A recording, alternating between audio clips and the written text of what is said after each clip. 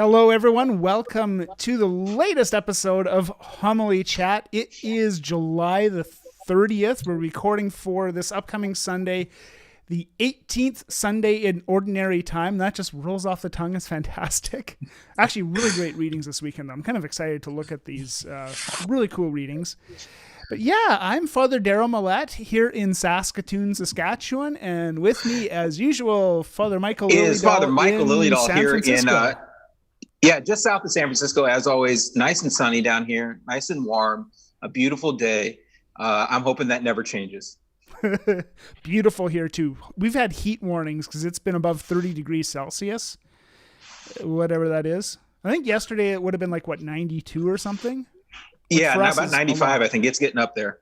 Yeah, for us that would be a lot. So, and my dog is actually in the room here with me. She usually isn't. She tries to avoid all this lighting, but she might make herself known. So if you hear any pitter patter or barking, that's what that's about. Yeah, so I think if you hear barking, it's coming from Father Darryl's end. But if you hear things that sound like a vacuum cleaner, it's probably coming from my end, because I'm recording this in our parish school, in our library.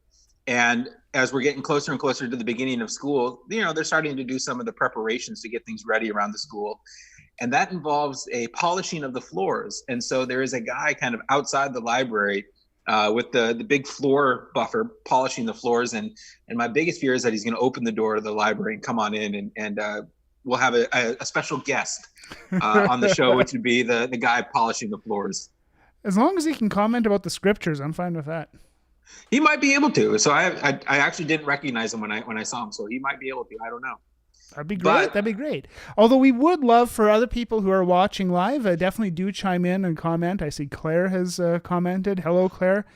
And people are slowly joining. We're finally back to maybe recording at a usual time. I don't know. Next Thursday, though, this time is not available for me. So, hey, we're busy pastors. We're busy priests. The time is, unfortunately kind of fluid, I guess. Yeah, well, give us a follow, give us a like so that you're notified, because we try to, once we figure out a time, announce it in advance so that you're able to plan and join us and comment, because we love seeing your comments. We love hearing your comments. We love incorporating your comments into the show. So please do comment. But things are changing for us here. So I think I said last week that we were the only county in about 100-mile radius that was still allowing public masses. Barring some miracle, we will not be able to have public mass this weekend.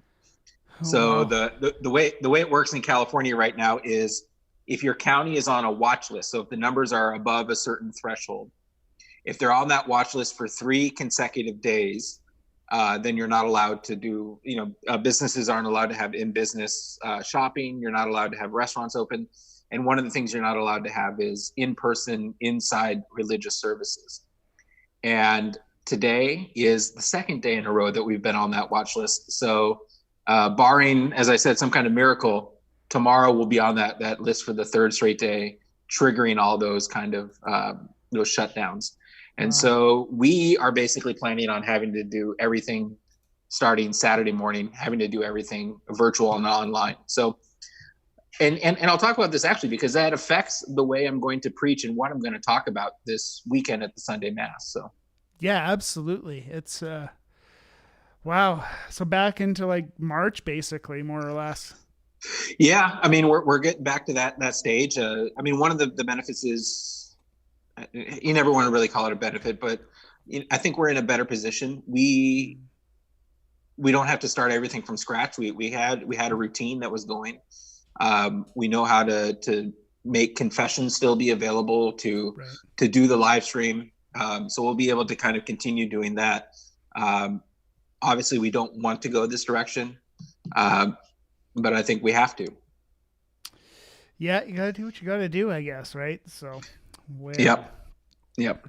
But that actually kind of leads to, I had texted this to Father Darryl earlier about a topic to talk about, and it was using the homily time for other things, for things that aren't necessarily a homily or a sermon, right? So not talking about that day's scriptures, or not talking about the faith, but in some instance talking about, you don't want to call them utilitarian or like just practical things, but talking about things that kind of have to be said that don't fit into a homily. And I know in I forget which episode we had talked about the homily is a liturgical action. It's part of the liturgy. And so I always feel a little guilty sometimes if I have to talk about things that just kind of don't seem to really fit into the homily very well. And I know some parishes have done this where I think it's a requirement in canon law that once a year a parish has to provide the financial update or the financial report from the financial committee to the parish. And I've seen places that do this. They take a homily, they take the time for the homily and they report that. Have you seen this? Do you do that? Not during homily time. I have seen parishes, usually small rural parishes, that might do it at the end of Mass or just after Mass. I've seen that. Financial report during the homily, that's a new one for me, though. I've never heard of that. But it's interesting, this topic that you bring up, because pretty much every example I can think of where something utilitarian happened during a homily time, or during a Mass for that matter, involve money. Yes. Or the resources, or something, right? It's yeah. Because the other example that comes immediately to mind is in here in San Francisco, we call it the AAA, the Archbishop's Annual Appeal, and that has been done during the homily. And we actually, I think it was last year or 2 years ago, the Archdiocese made a very well produced video and sent it to us saying, we'd like you to play this during the homily or in lieu of the homily as a way to kind of get people to contribute to the Archdiocesan Annual Appeal. And I was kind of two minds at first when I first got it. At first I was kind of like, all right, I don't have to prepare a homily this weekend. I can just show the video. And the other one was, it just doesn't strike me as the appropriate place in the liturgy to pull out a screen or to wheel out the TV on the wheels to be able to show the video. And so I was much more inclined to say, let's do it after Mass, or, maybe you spend a few extra dollars to get some better donuts, and you advertise that you're having, much better donuts and coffee after Mass, and then you show it down there in the parish hall or something.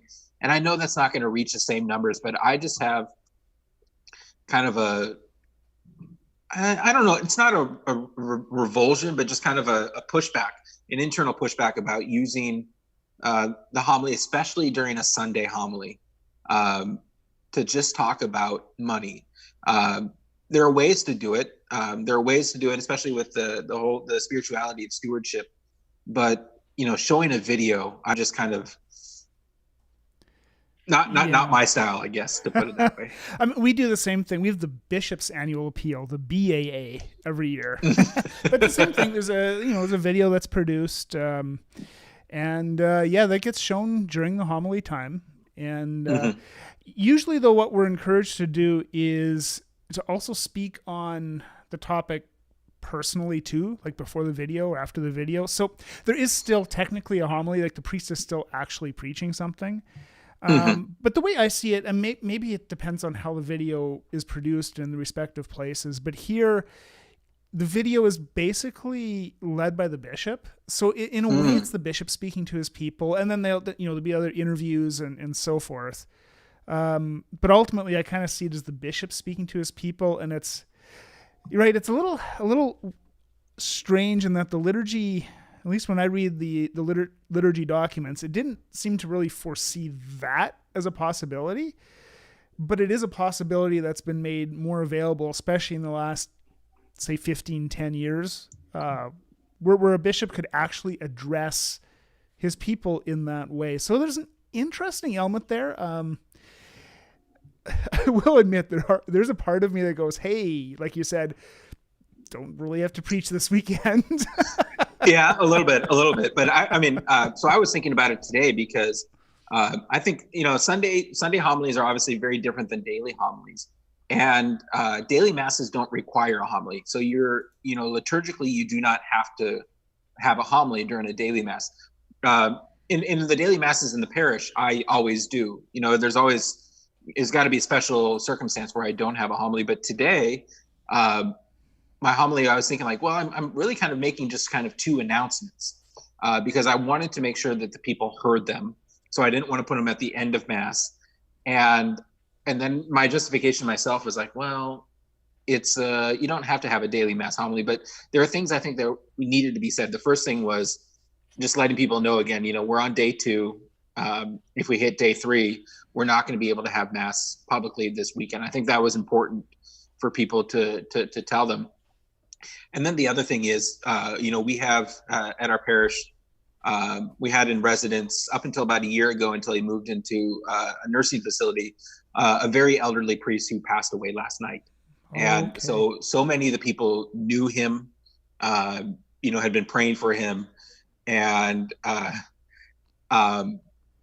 he passed away last night. So I figured, I'd let the people know that, his name is Father Jerry. I said, Father Jerry passed away last night, and just to let people know, I think it was important, especially the people who are going to daily Mass who had known him for so long, to let them know as soon as we could. So yeah, no, that's all quite good too. Like you say, the weekday Mass, you don't technically need a homily there either. So, but yeah, it's funny. Like, if you really want to be able to reach the most number of people, the homily time is kind of the time when you can do that.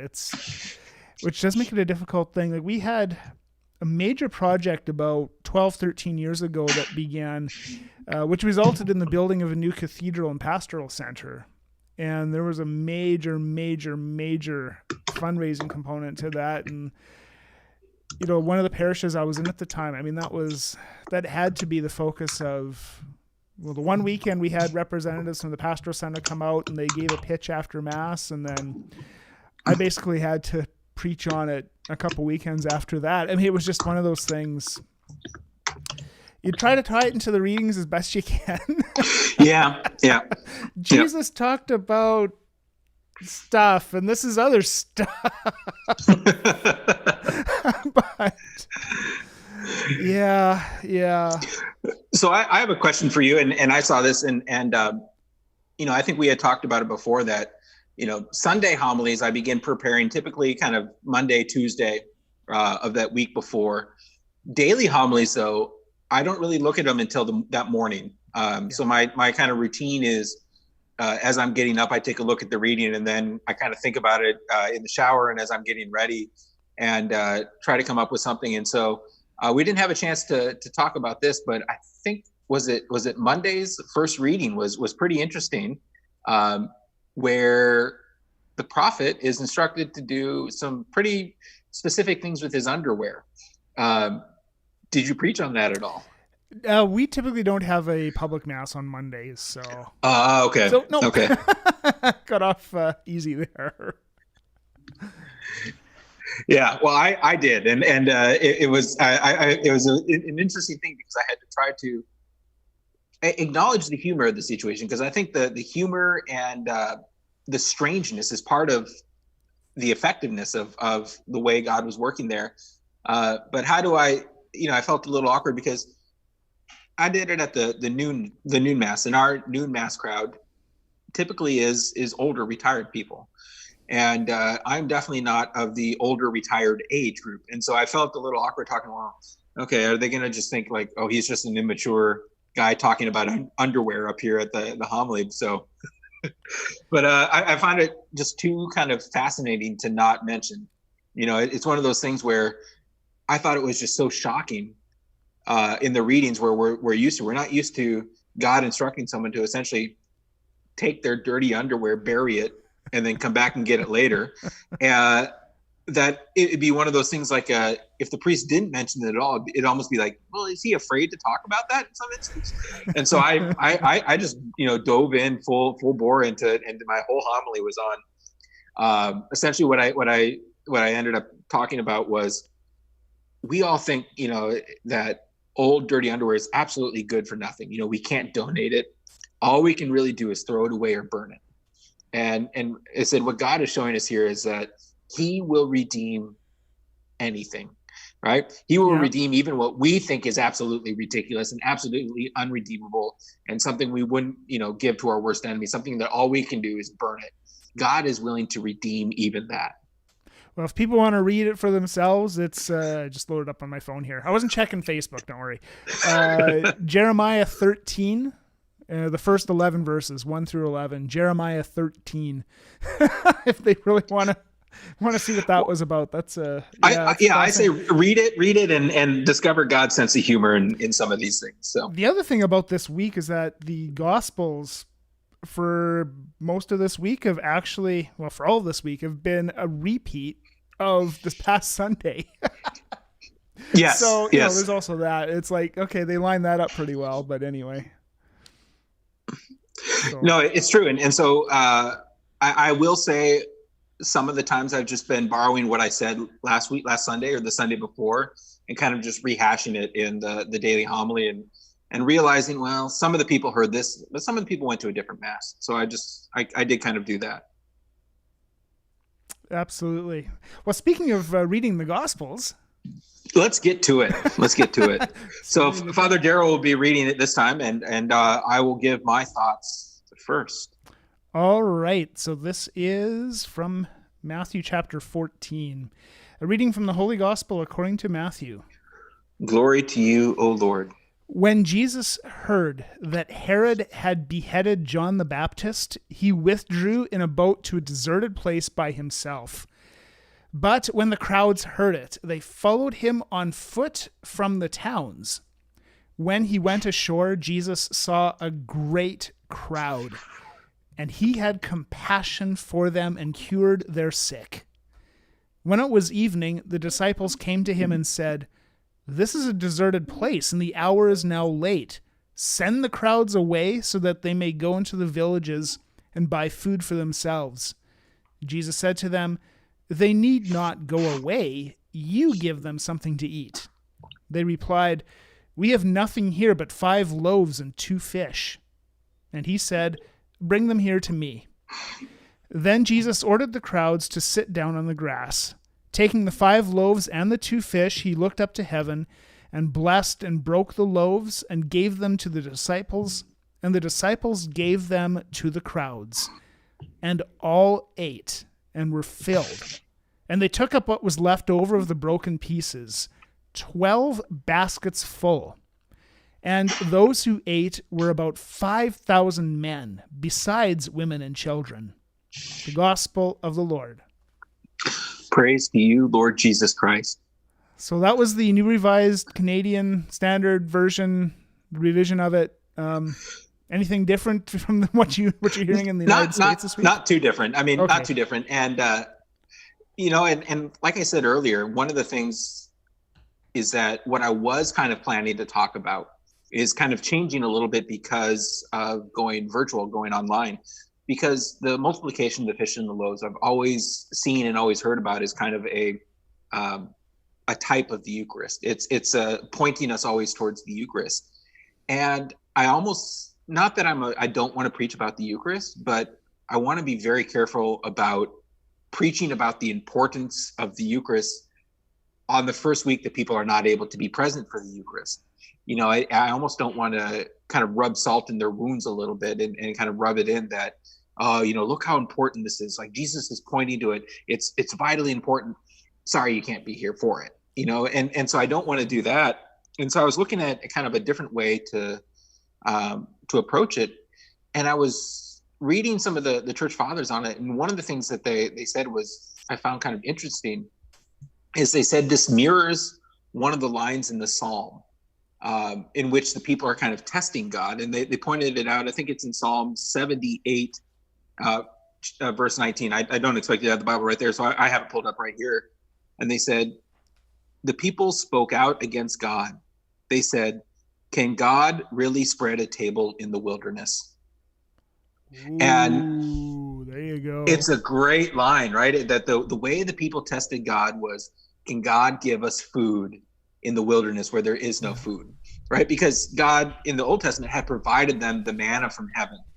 so that he had provided them food in the wilderness. And here again, right, Jesus goes off into the wilderness. I think the translation that they use, right, is he goes off to a deserted place, right? But in essence, it's the wilderness. And he's going to provide them food, which had been that kind of test or that mark of God before. And then I always find it interesting, and the church fathers comment on this, on 5 loaves and 2 fish, right? It's not 4 loaves and 3 fish. It's very specifically 5 loaves and 2 fish. Mm-hmm. And one of the church fathers was saying that the 5 loaves kind of represents the 5 books of the law, and that the 2 fish are representative of the prophets and the Psalms. And he said, if you look at it, the 5 books of the law, the prophets and the Psalms encompass the entire Old Testament. So what is being offered to Christ is this entire Old Testament that he is then going to kind of imbue with himself and give to the people, which again really points to the Eucharist, right? It's the fulfillment of everything in the Old Testament. Something I again kind of want to back away from a little bit, especially this first week back. And so I was thinking back to a homily that I gave in seminary when we were preparing for it, but it was the wedding feast at Cana, and the same kind of message that I preached on then, I think applies here. And it's interesting that Jesus takes what is given to him and makes it enough. He takes what is given to him, which is certainly not enough, right? 5 loaves and 2 fish, not enough to feed 5,000 plus however many women and children, but he makes it enough. Just like he took the gift of water and made it into what was needed. And so I'm thinking about preaching about what can we give to God that is not enough on its own, that God can then take and make it enough. And so I almost want to say, the important thing is, and I'm thinking about working this line in there, the important thing isn't what we have to offer God or how much we have to offer God. The important thing is that we offer it to God. And so if all we have to offer during this time is watching Mass online, of doing something, if we can't offer God what we want, if we can't offer God what we think is enough, we offer to him what we have, we offer to him what we're able to do, and we let him take it over from there. That's this is quite profound. I was looking up to see if Psalm 78 was one of the seasonal psalms that you could do. At least according to the Canadian book here, it's not, but okay, the mileage might vary. I don't know. Because people might not know this. There's a psalm that's set out for that Mass, but there is also in the lectionary a set, at least in Canada, maybe I'm just speaking for Canada, a set of psalms that you can choose from if you say don't know the musical setting for that particular psalm. Or I had a wedding one time in Lent, which is a little bit rare, but it was a small town, and it was a Saturday evening wedding. It was the Sunday Mass for the parish. Everyone in town was going to the weddings. I said, why don't we make this the Sunday Mass? The psalm of the day would have been Psalm 137. By the rivers of Babylon, there they sat and wept as we changed it to especially if the end of that psalm, you really would not want to read at a wedding. Psalm 137's got a really wild ending that you skip when it's being done liturgically. Has nothing to do with anything you were just saying. I'll reel back the tangent a little bit here. But no, that's actually quite good. And you know what? You could tie that in really well with the second reading too. Because what's catching my attention this weekend is especially the second reading. Romans 8. Brothers and sisters, who will separate us from the love of Christ? Will hardship or distress or persecution or famine or nakedness or peril or sword? No, in all these things we are more than conquerors through him who loved us.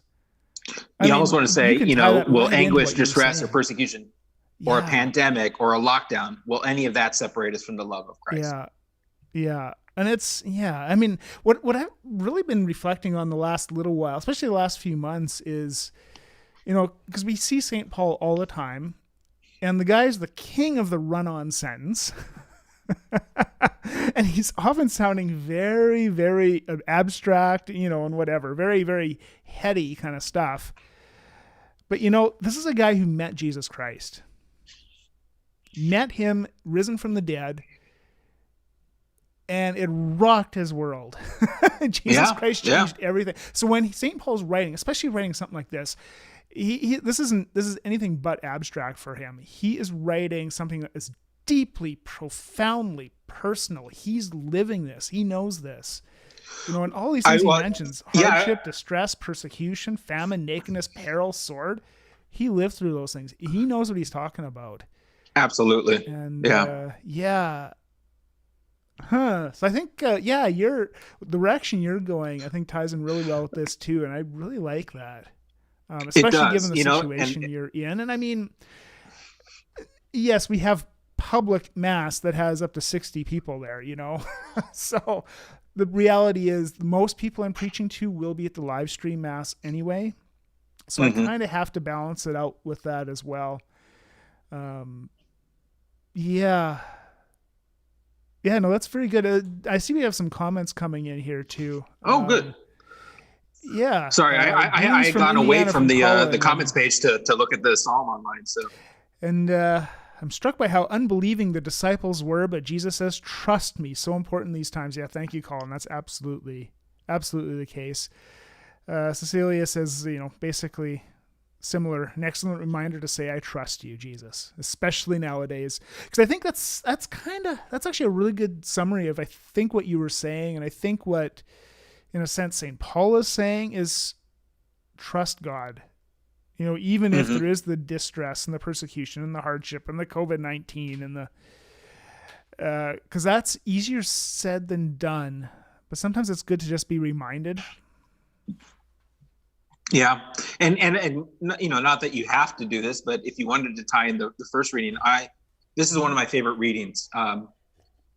It's a very comforting first reading, right? It's oftentimes the prophets are talking about, the destruction of the kingdom and the woe to the people that's going to come if they fall away. But this is, a beautiful one, right? All you who are thirsty, come to the water. You who have no money, come receive grain and eat. Come without pain and without cost. Drink wine and milk. Yeah. I love that image of the Lord. And one of the things I'm thinking about saying is even though we may not have public mass, the Lord provides a way to fulfill this invitation, right? The Lord is not withdrawing this invitation to come to him, to come and, to receive the grain and eat, to drink wine and milk.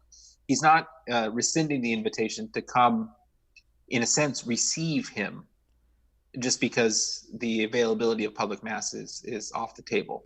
And so Isaiah 55 there, yeah. Sorry, I didn't catch that. Oh, yeah, it was Isaiah 55, just given the scripture reference. But no, absolutely. And I mean, it ties in with the opening prayer too. Well, I didn't have a chance to look at that yet. Draw near to your servants, O Lord, and answer their prayers with unceasing kindness, that for those who glory in you as their creator and guide, you may restore what you have created and keep safe what you have restored. There you go. Homily. It's almost as if somebody planned these to be together. Cecilia, why wine and milk? Strange combo. It is a strange combo, I believe. Yeah. Have you looked in the commentary about that one? Because I don't know how to answer that one. I haven't. I think the first thing that comes to mind is that wine is enjoyment. It's a mark of celebration, and milk is, I think, one of the most filling liquids that you could have, right? I mean, the protein and whatnot is strengthening. So I think, I'm always reminded, right, of the first time I learned that one of the best post-workout drinks is chocolate milk because of that balance of carbs and protein. And so I look at this as, have your wine and milk, be strengthened, but also have this drink that allows you to celebrate.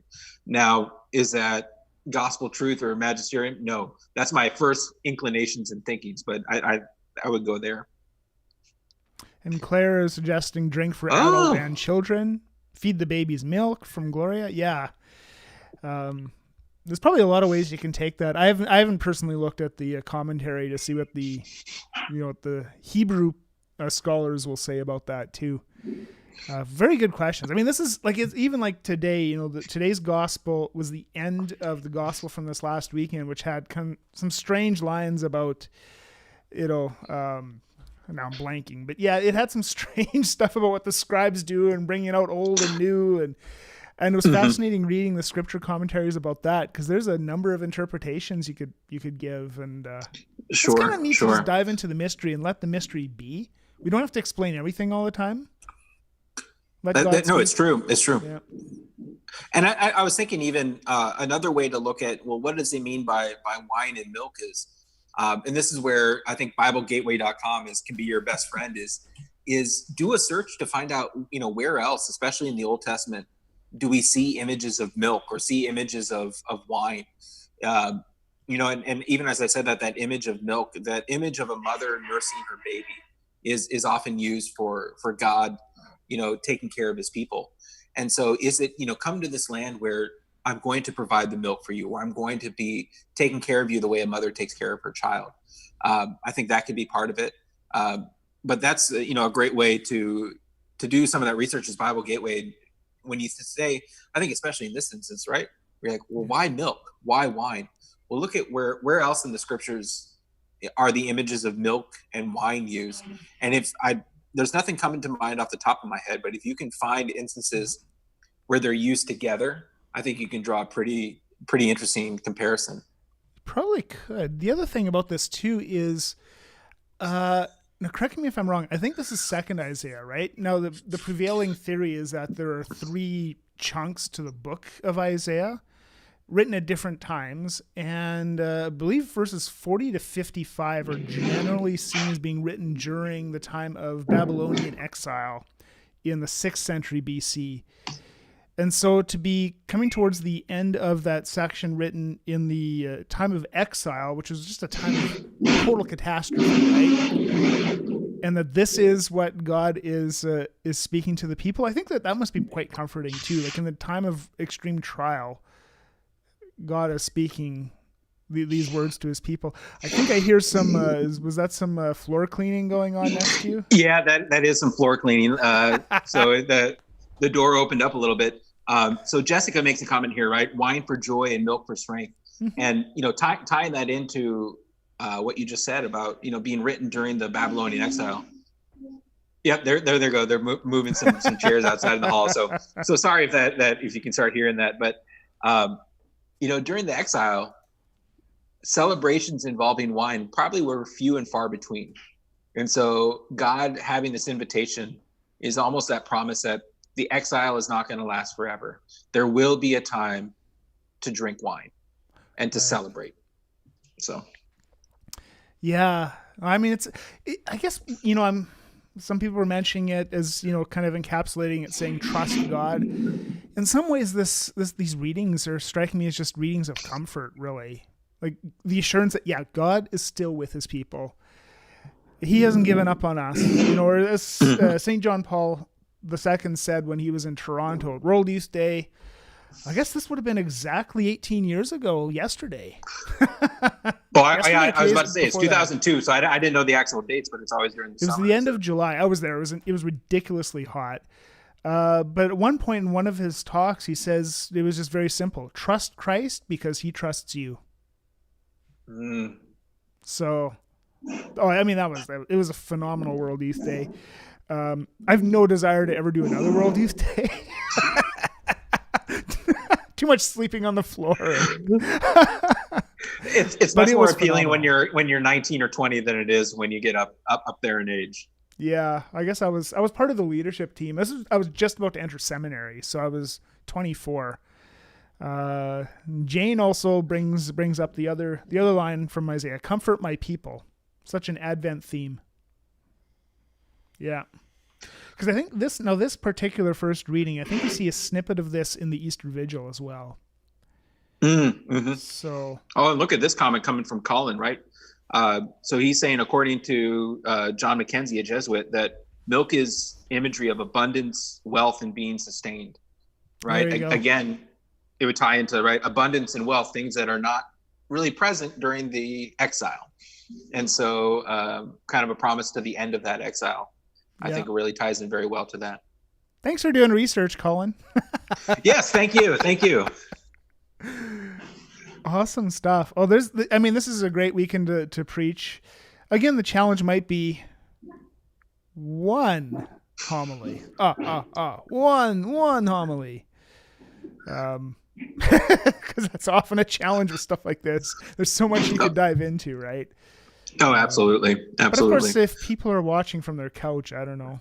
Can you preach longer? Maybe you should preach shorter. I think you have to preach shorter. That might be something we talk about next week a little bit. Is kind of finding that right length of time and how it varies between different audiences and different mediums and different places to do it. There's a time to go longer and a time to go shorter. So I had a funeral yesterday, and it was the first reading was Ecclesiastes 3. There's a time for every matter under heaven. A time to be born, a time to die, a time to preach longer, and a time to preach shorter. I think it's implied, right? Yeah, it'll fit. And how about this deal? We'll talk about this next week. This will be our topic next week: is length of time preaching, and where you can extend it a little bit longer, and where you really need to kind of shorten it up a little bit. I can see the comments already. Never. Here's a comment. One homily, 20 minutes. I don't think I've ever preached 20 minutes, to be honest, but maybe once or twice. But I'm usually not a long preacher. I aim for 8. But if I've ever preached for 20 minutes, it was on accident. Well, that'll be good. So stay tuned for next week for another exciting episode of Homily Chat. But if you're not able to watch this live, let us know your thoughts on it as well. And even come back and leave a comment on Sunday afternoon or Monday. Let us know what you heard in that homily. What did whoever was preaching, if it was the priest or the deacon, what did they say about it? What are your thoughts on it as you kind of encounter these readings, and let us know, because I have to say this is one of my favorite episodes, just because we had so much interaction on the chats of people giving us ideas and asking questions. So please keep that up. Let us know your thoughts. Let us know what you're thinking. Let us know what you hear. Let us know your own reflections. And I don't know if you just saw this comment that came in, but it's pretty true, right? It's she says, I noticed when you become a bishop, you can preach however long you want. No comment. I think it's true for any of us, mind you, but